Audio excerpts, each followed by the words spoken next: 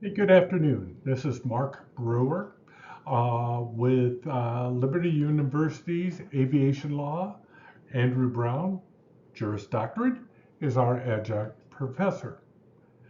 So today I'm going to be discussing in the fourth series here of legal entanglement and age discrimination.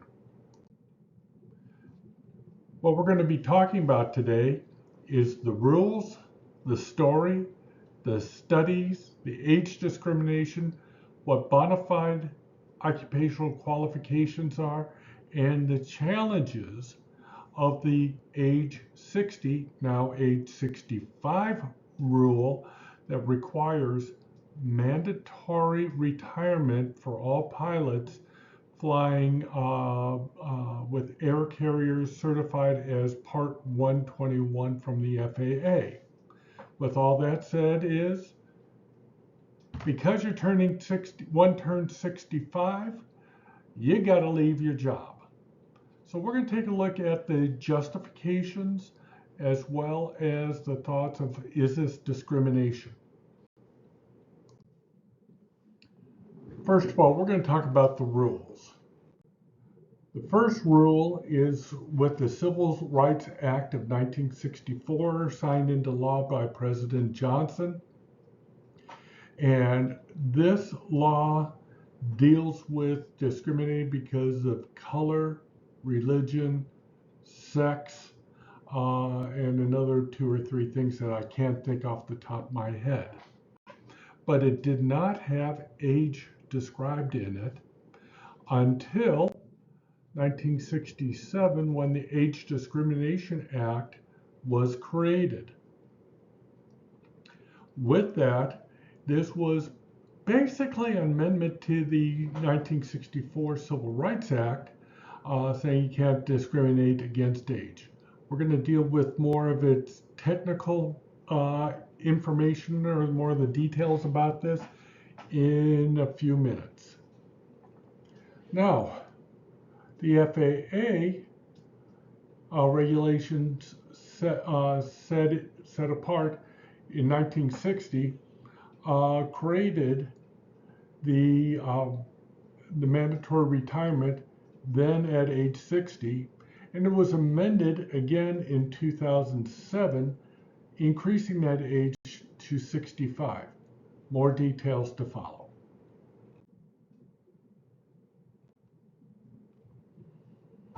So the story.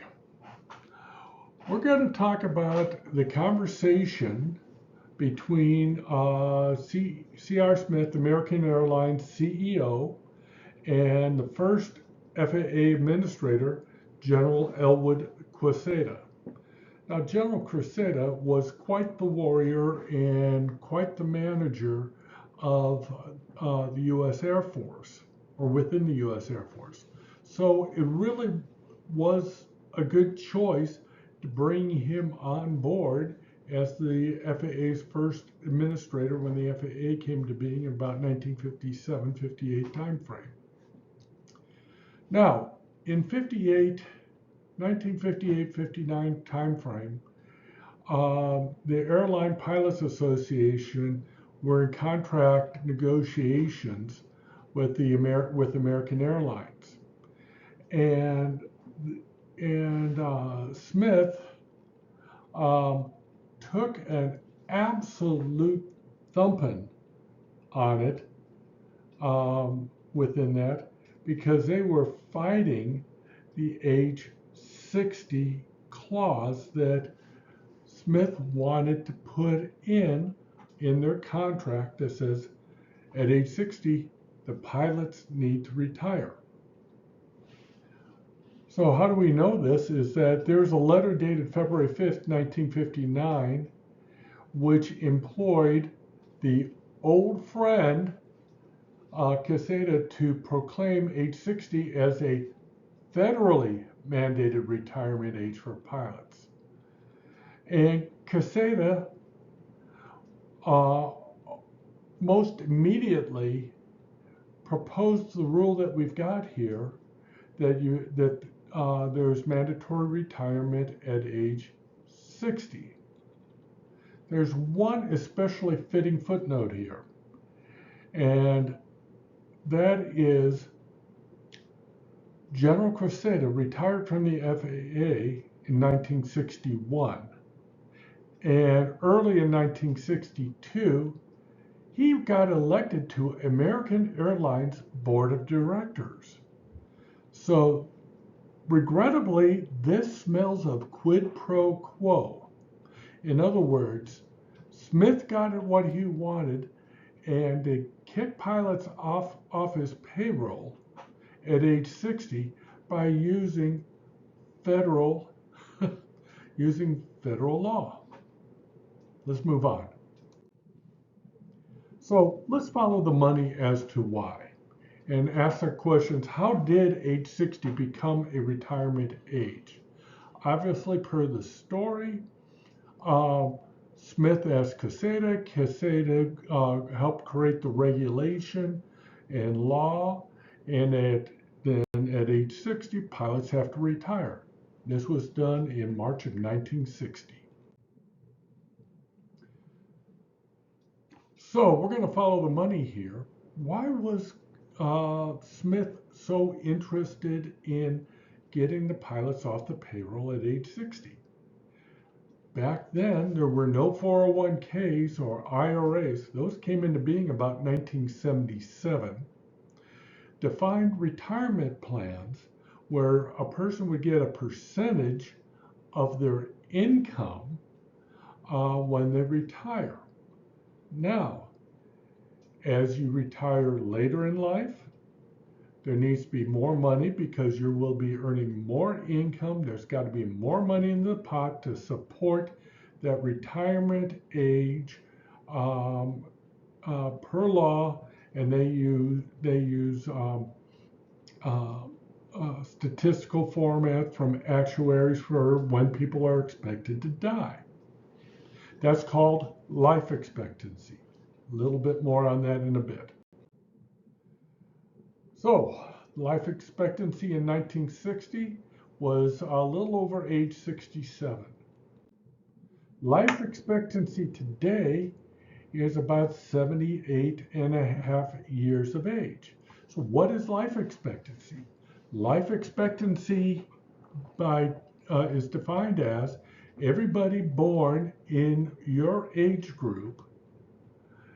In my case, everybody born in 1960, by the time we reach 78 and a half of us will be dead due to accident or disease.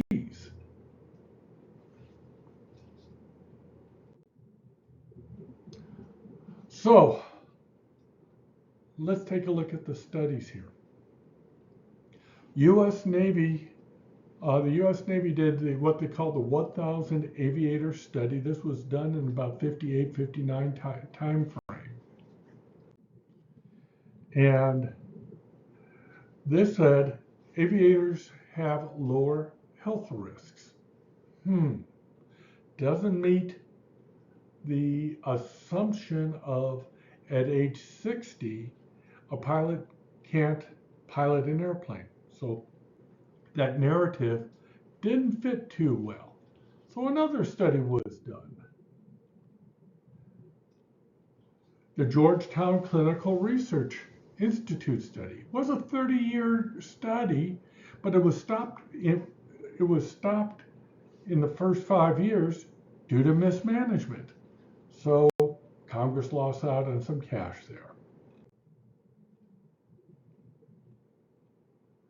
Now we have the Lovelace Foundation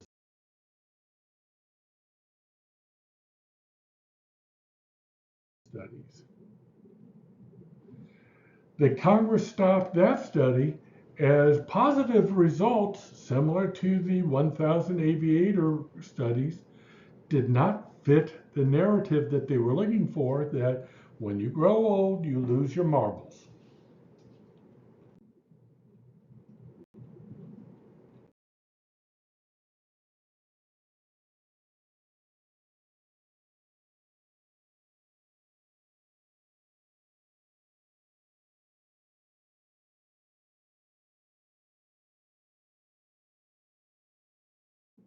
Now the Bohannon report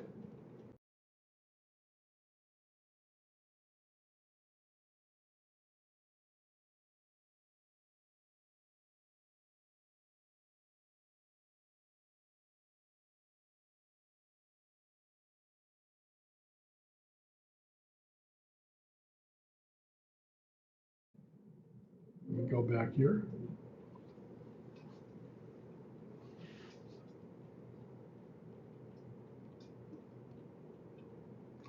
This report was buried by the FAA due to a conflict of the narrative, as they wanted age to be the determining factor. We just talked about that. Goddard and Associates report. Oh, this is a lovely idea.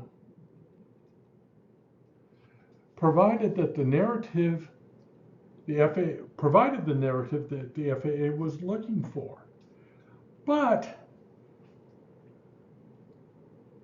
Goddard, who was in the 50s, the Civil Aviation Aeronautical Agency, which predated the FAA, was their air surgeon.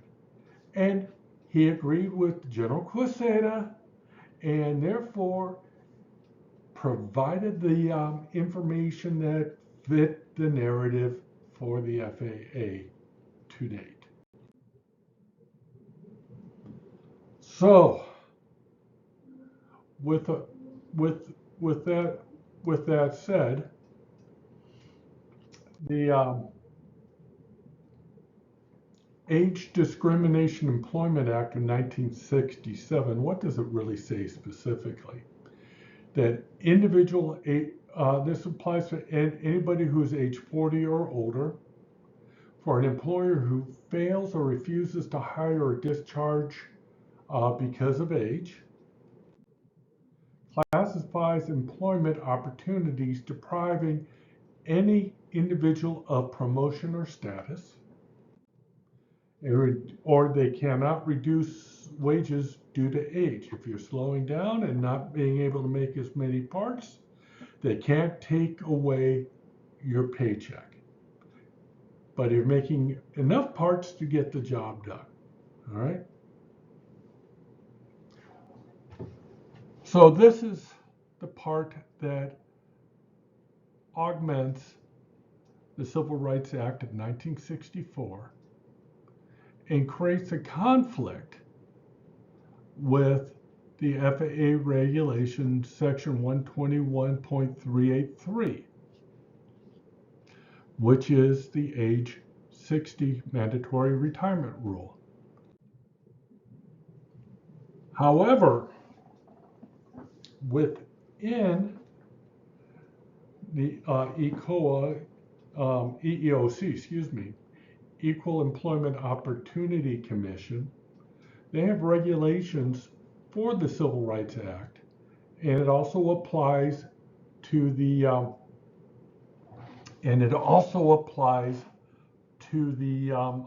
Age Discrimination Act. So, what does bona mean? Bona fide is an adjective, and it shows that you are making a good faith or sincere approach to making a decision. In this case, for occupational qualifications. So, what is an extreme example? Let's say that regrettably somebody was born with a pair of arms. An employer who's looking for a wallpaper hanger or a painter, since they don't have hands or arms, it's a bona fide occupation qualification that you're able to paint or put up wallpaper.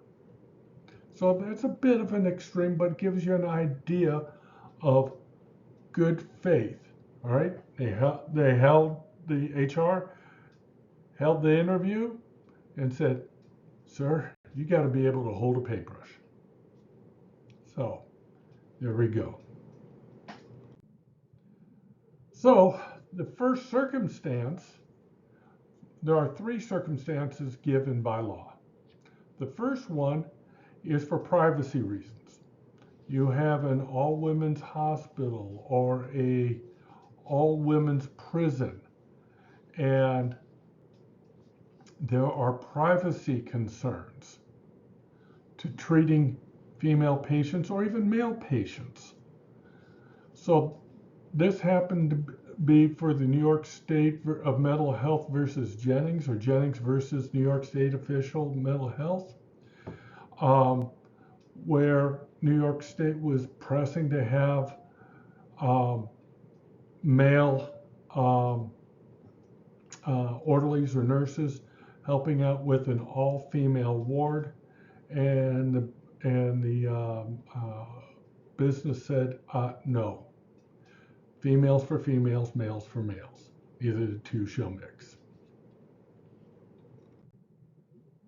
Artistic works, where the qualification and the need for the artistic works for television, movies, photographs, whatever, for the artistic purpose.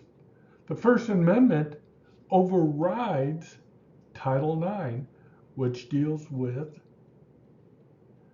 bona fide occupation qualifications. So artistic works, well, pilots were not artistically inclined typically. Now here's where the rubber meets the road. Qualifications relating to the normal operations or essence of the business. Here is really the example, applies to that example I just gave you about the armless painter who wanted to paint for a company but couldn't because he couldn't hold a paintbrush.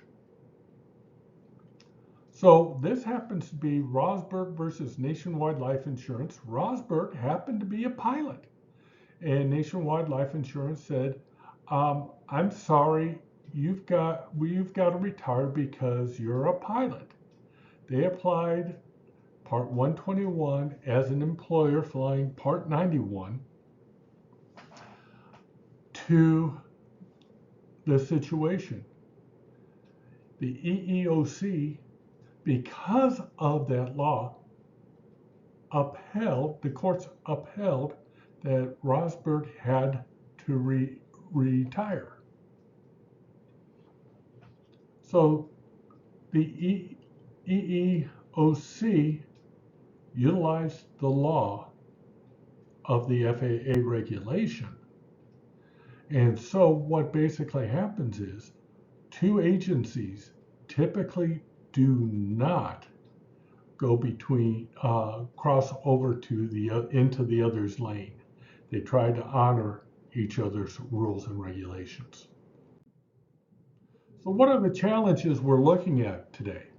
The court's decision to uphold mandatory retirement for pilots is due to the FAA's position and regulations that a pilot's age is a menace to flight safety.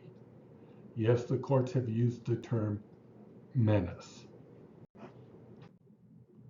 The origin of the age 65 rule, originally age 60, was created between an airline executive and the first FAA administrator, without regard to any study of authenticity, of the regulation. In other words, somebody pulled a number out of the air, threw it on a piece of paper without finding out if a pilot is a menace to flight safety after he turns 60, now 65. The idea for a pilot's mandatory retirement has been around long enough to be considered common law. That is really crazy stuff in my brain. So when you have common law, it's much harder to overturn. Again, we talked about one agency not cross, they stay in their own lanes and don't cross into the lanes of another agency. In this case, the EEOC versus the FAA. Now, There's two ways of changing the law: by a congressional change or in court. Either way, it'll be a long process.